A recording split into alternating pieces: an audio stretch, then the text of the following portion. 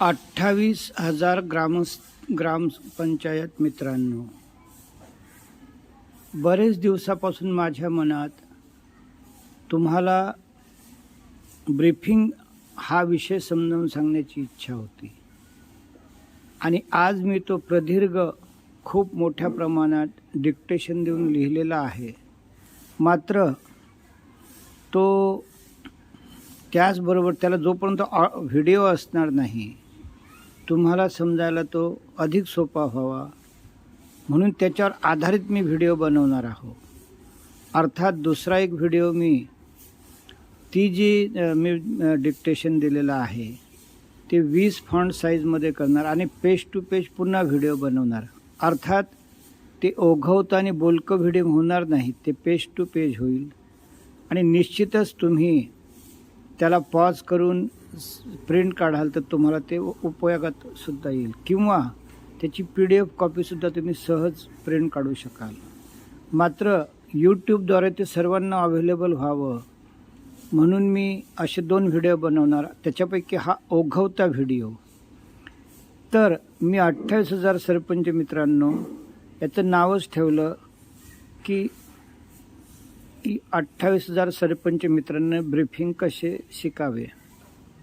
तर यासाठी माझ्या जीवनातल्या मी अनुभव घेतलेल्या घटनाच लिहिलेल्या आहेत आणि या ब्रीफिंगचा आशय असा आहे की 4था 5वा वर्ग किंवा 7वा वर्ग असलेले आपले वसंतदादा पाटील यांनी महाराष्ट्रावर राज्य केलं तर इव्हन निरक्षर व्यक्तीसुद्धा सहज राज्य करू शकतं. मग याचं गुपित काय आहे? हे IAS लोक जे असतात तर ह्यांना माहिती खूप असतं. लक्षात आलं का? याला फक्त काय डेटाबेस म्हणतात. आणि तुम्ही जी माणसं आहात ती प्रत्यक्ष जीवनाचं काय म्हणतात त्याला अडीअडचणी माहीत असल्यामुळे त्याच्यावर उपाय काय आहे तर तुम्हा लोकांना काय म्हणता येईल, ज्ञानी. तुम्ही कोण आहात? ज्ञानी आहात. आणि खरोखर दानापूरचे सरपंच विजय ढाकरे साहेब हे यांनी ग्रामविकास सचिवांकडून एक प्रकरण व्यवस्थित दुरुस्त करून घेतलं होतं, ते मी सांगणार आहे. तर ह्या माझ्या त्या क्लिपमध्ये मी काय काय लिहिलेलं आहे ते तुम्हाला सांगतो. तर पहिला विषय मी घेतलेला आहे किंवा 4था 5वा वर्ग पास मंत्री जे आहे ते सचिवांपेक्षा कसे हुशार असतात ते मी म्हटलेलं आहे. आणि या ठिकाणी मी स्वतःचंच उदाहरण दिलेलं आहे की त्या काळात मला मंत्र्यांचं PA व्हायची इच्छा होती आणि म्हणून मला त्या मंत्र्यांच्या घरी त्यांना योगासनं वगैरे शिकवायचा एक चान्स मिळाला. अर्थात तिथले जे धंदेवाईक PA होते त्यांनी काही माझं डाळ शिजू दिली नाही कारण मी खूप साधाभोळा आणि सरळ. परंतु योगासन शिकवायच्या निमित्ताने मी मंत्र्यांच्याकडे वारंवार असायचा आणि मग ते पाहून एकदा असा प्रसंग झाला की सकाळी 10 वाजता मंत्री साहेब, मी आणि त्या विभागाचे सचिव एकत्र होतो आणि ते सचिव IAS ऑफिसर, मंत्रालयाचे पाटबंधारे खात्याचे मोठे प्रमुख, तर ते सकाळी लगबगीनं आले आणि साहेब हे 4-5 फाईलवर आपण मान्यता द्या अशा प्रकारची त्यांनी गोष्ट काढली. आणि मग त्याच्यामधली एक फाईल जी होती तर ते बोलले की साहेब याच्यावर सही करून टाका, हे या धरणातून 100 एकरला ही व्यक्ती पाणी परवानगी मागते आणि आपल्याकडे पाणी नाही त्यामुळे याच्यात काही प्रश्न नाही. तर या ठिकाणी पहा, मंत्री साहेबांना काय असतं, लोक तळमळ असतं. तर त्यांनी काही पटकन सही केली नाही आणि मग ते बोललं हो प्रकरण काय मला समजावून सांगा. तर ते बोललं काही नाही साहेब, या धरणामध्ये आपण 10,000 एकर क्षमता सिंचनाची आहे आणि आपण 15,000 एकरला ऑलरेडी परवानग्या दिलेल्या आहेत. त्याच्यामुळे आता अशी परवानगी द्यायचा प्रश्नच येत नाही. एकदम सोपी केस आहे. म्हणजे सचिवांचे काय होतं की बस सही करा, प्रश्न संपला.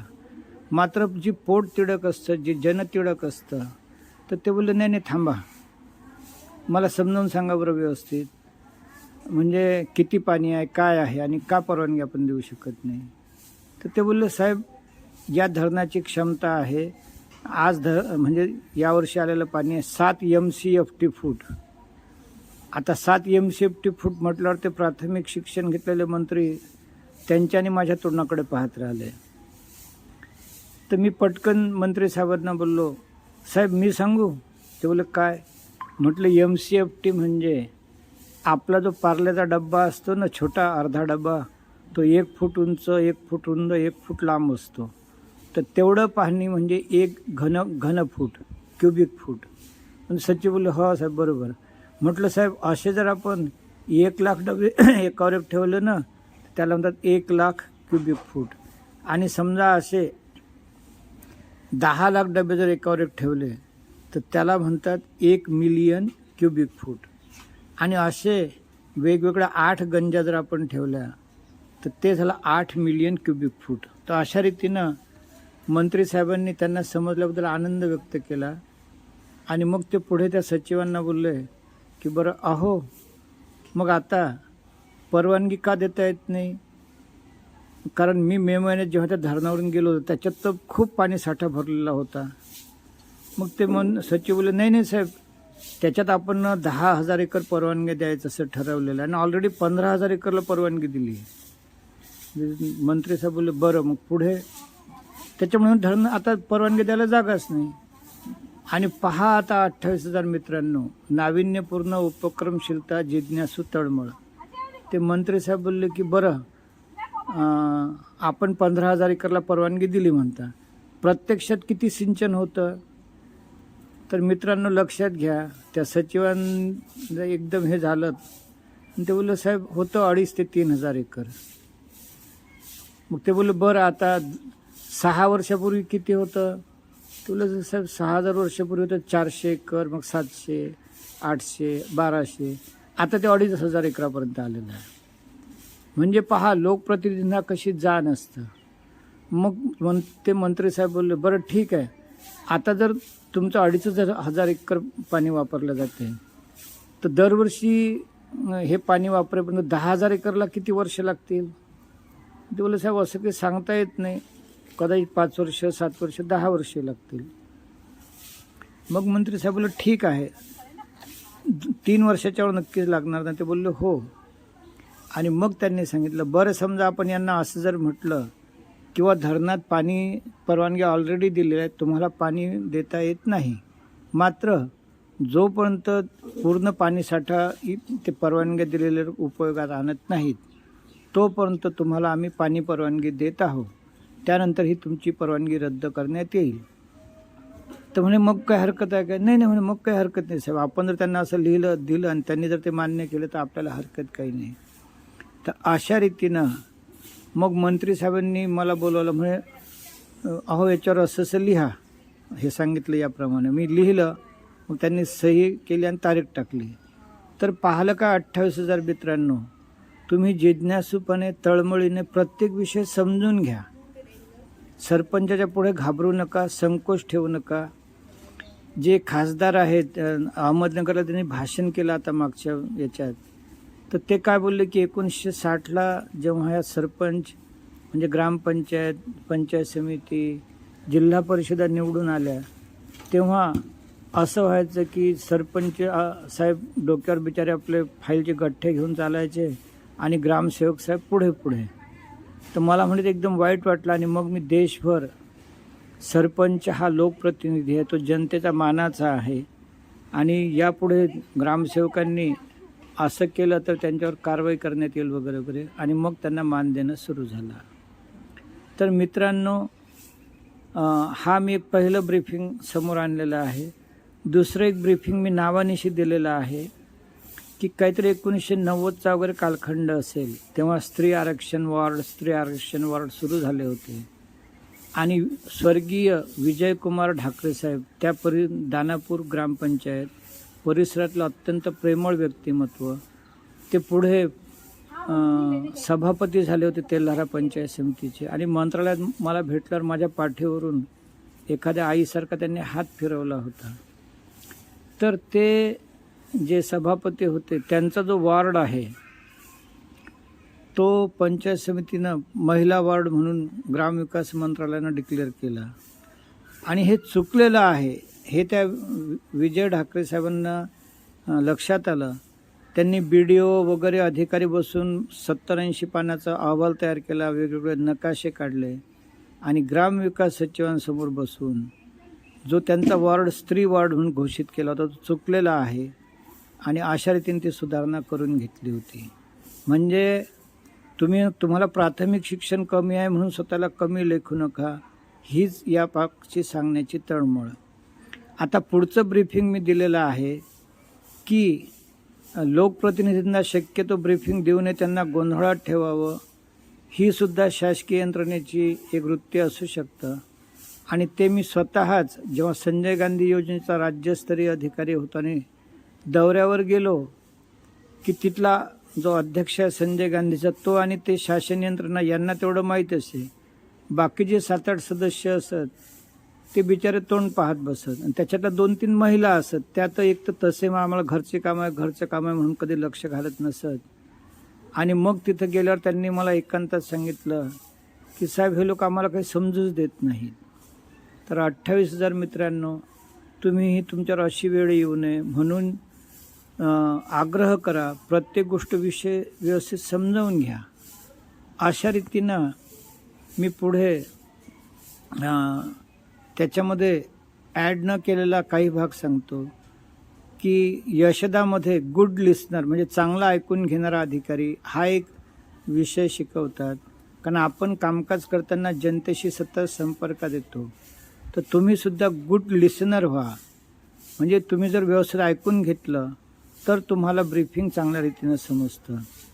मंत्रालयातलं मी उदाहरण सांगतो की माझ्याच बरोबरीचे एक अधिकारी होते आणि एकदा मी त्यांना भेटायला गेलो, त्यांना विषय समजून सांगायचा प्रयत्न केला, तर तो विषय कठीण होता, खरोखर समजत नव्हता. आणि मात्र ते अधिकारी हां मला समजलं, हां मला सांगू नका, हां मला शिकवू नका. तर मी पाहिलं की आता संजय गांधी योजनेचा शासन निर्णय 40-50 पानाचा असतो आणि जेव्हा ते मंत्रालयातले विद्यार्थी त्याचं परीक्षा द्यायला येतात तर त्यांना मी सांगितलं हे वाचून तुम्हाला काही समजणार नाही. मात्र त्याच्यावर मी 15 मिनटं त्यांना भाषण दिलं की त्यांना तो शासन निर्णय त्यातले बारकावे सहज समजत. म्हणून ब्रीफिंग हे खूप आवश्यक असतं. तर ही त्याची पार्श्वभूमी.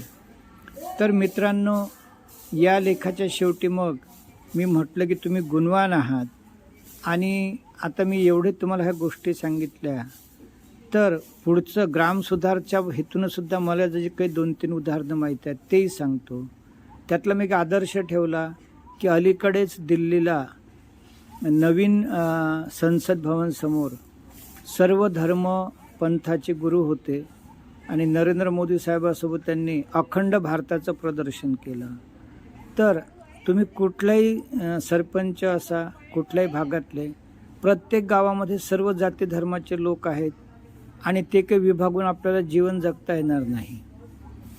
सर्वांना सोबत घेऊनच जगावं लागेल. आणि मग आपलं गाव, आपला आदर्श निर्माण करायचा असेल तर बंधुभाव आणि प्रेम खूप महत्त्वाचं आहे. आणि म्हणून मी या ठिकाणी पुन्हा एक कठीण उदाहरण दिलेलं आहे की नागपूरचे हरिभाऊ कानडे हे डीन आहेत.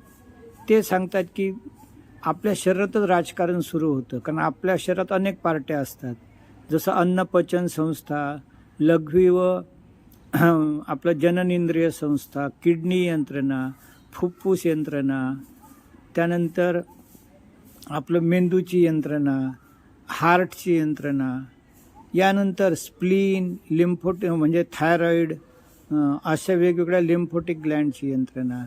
आणि हे ॲटोनॉमस चालू असतात, हे काही कोण तुमच्या आदेशाची वाट पाहत नाहीत. पण हे जेव्हा आपसात यांचं राजकारण सुरू होतं आणि ते मन लावून काम करत नाहीत तेव्हा आजार होतो. आणि मग साहजिकच ह्या राजकारणाचा करता कोण असतं? मेंदू. म्हणजे आपले विचार जर खराब झाले तर आपलं शरीर खराब होतं. इतक्या सोप्या भाषेत त्यांनी समजावून सांगितलं. तर तुम्ही तुमच्या ग्रामपंचायतचा मेंदू आहात, सर्वांशी सुख शांततेने त्यांच्याकडून कामं करून घ्या, त्यांना हे करा, हे मी सांगितलं. आणि याच्याकरता मी कावलगाव जिल्हा परभणी याची 2च मिनिटाची क्लिप त्याच्यामध्ये जोडलेली आहे. ती लिंक मी इथंसुद्धा टाकतो किंवा याला अटॅचच करतो शेवटी.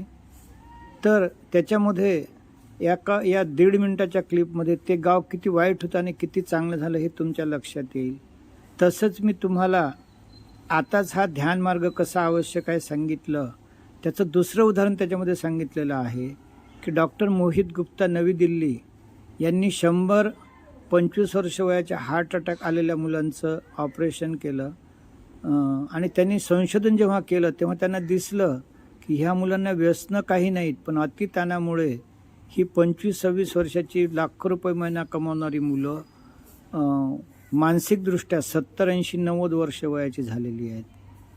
आणि ती झाली म्हणजे काय, त्यांच्यात काही जोश आणि उत्साहच उरला नाही. तर त्याच्यावर ते सांगतात की ध्यान आणि मन मोकळेपणानं साधंसुद्धा जगणं, त्यामुळे ते पुन्हा तरुण होऊ शकतील. तर मित्रांनो, 28,000 मित्रांनो, हे जे ध्यान आहे हे तुमच्या गावात घराघरात शाळांमध्ये गेलं पाहिजे. आणि म्हणून मी विवरे बाजार येथील एका मुख्याध्यापिकेचं भाषण दिलेलं आहे. ती म्हणते की माझ्या बालवाडीतली मुलं काल जेव्हा घरी गेली तेव्हा आईबाबाला सांगायला लागली, बसा, डोळे बंद करा, जाणारा येणारा श्वास पहा, ध्यान करा. म्हणजे किती चमत्कार की राष्ट्रीय कार्य करण्यात बालवाडीची मुलं अग्रेसर. तर हा सुद्धा आदर्श लक्षात घ्या. आणि ध्यान कुठल्याही जाती धर्माचं नसतं, हा श्वास कोणाचाही नसतो. पण तुम्हाला जर तसं वाटलं तर तुम्ही दिल्लीच्या केजरीवाल यांचं ध्यान, त्याची लिंक मी याच्यात दिलेली आहे. किंवा तप सेवा सुमिरनमध्ये असं ध्यान आहे की तुम्ही 15 मिनिटाचा अलाराम लावा. पहिल्यांदा 2 वेळा देवाचं नाव घ्या, डोळे बंद करा, 15 मिनिट काहीही करू नका. आणि मग अलाराम झाला की पुन्हा 2 वेळा देवाचं नाव घ्या आणि डोळे उघडा. म्हणजे ध्यान किती महत्त्वाचं आहे हे सांगण्याचा हेतू. आणि अशा रीतीनं जे 28,000 भावंडांसाठी मी ब्रीफिंग लिहिलेलं आहे,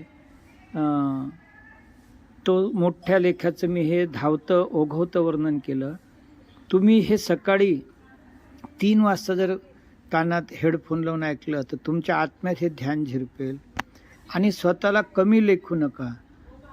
फक्त 1100 गाव असलेलं पाटोदा किंवा 1100 लोकसंख्या असलेलं आपलं काय म्हणतात हिवरे बाजार हे जगात नंबर 1 वर आहेत.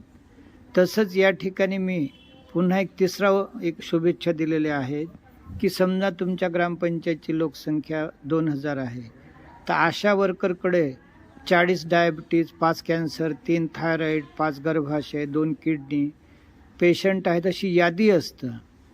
तर ती यादी तुमच्याकडे आहे. तर तप सेवा सुमिरन या नैसर्गिक आहाराच्या विद्येनं ते लोक व्याधीमुक्त, दवामुक्त, गोळ्यामुक्त होऊ शकतात. त्याच्याकरता मी माझा मोबाईल नंबर त्याच्यात दिलेला आहे. इथंही सांगतो, इथं मी स्क्रीनवर सुद्धा लिहिलेलं आहे, पण तरी सांगतो. माझं नाव गजानन वाघ आणि माझा नंबर आहे 8779275426. हा तुम्हाला व्यवस्थित ऐकू आला नसेल तर व्हिडिओ थोडासा मागं घ्या, पॉज करत करत पुन्हा शांतपणे लिहा.